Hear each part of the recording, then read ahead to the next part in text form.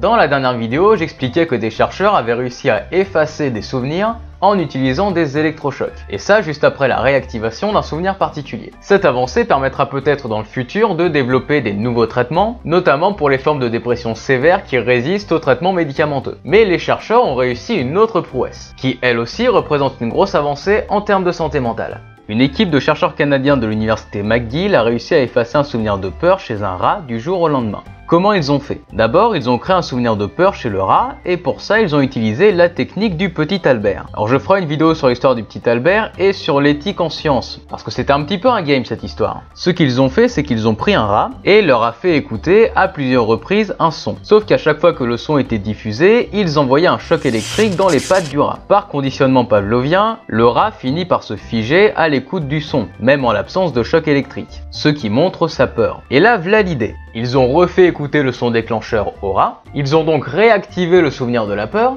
mais en même temps ils ont injecté au rat une molécule chargée de bloquer la synthèse de protéines. Et bien le lendemain, quand on refaisait écouter le son déclencheur au rat, celui-ci ne présentait plus aucune réaction. Autrement dit, il n'avait plus peur. Le mécanisme est le même que dans la vidéo précédente. Le souvenir était stocké en mémoire et sa réactivation l'a mis dans une situation de fragilité, une situation nécessaire à sa consolidation. C'est ensuite la méthode de suppression du souvenir qui a changé. Dans la vidéo précédente, le choc électrique a en quelque sorte effacé le souvenir dans sa période de consolidation. Et dans la situation présente, c'est l'absence de protéines nécessaires à sa consolidation, dans cette même période, qui est responsable de la disparition du souvenir. Et c'est comme ça que des scientifiques ont ni plus ni moins effacé un souvenir de peur chez le rat. Et ça intéresse évidemment beaucoup les chercheurs puisque ça pourrait dans le futur permettre de traiter plusieurs troubles de la mémoire, notamment une fois de plus le syndrome de stress post-traumatique. Alors bien sûr c'est pas pour demain parce qu'il y a un léger problème. La molécule injectée qui bloque la synthèse de protéines, elle est efficace chez le rat. Le problème c'est que chez l'humain, elle est toxique et donc forcément inutilisable. Et en plus de ça, il faut l'injecter directement dans le cerveau, ce qui est pas super confortable.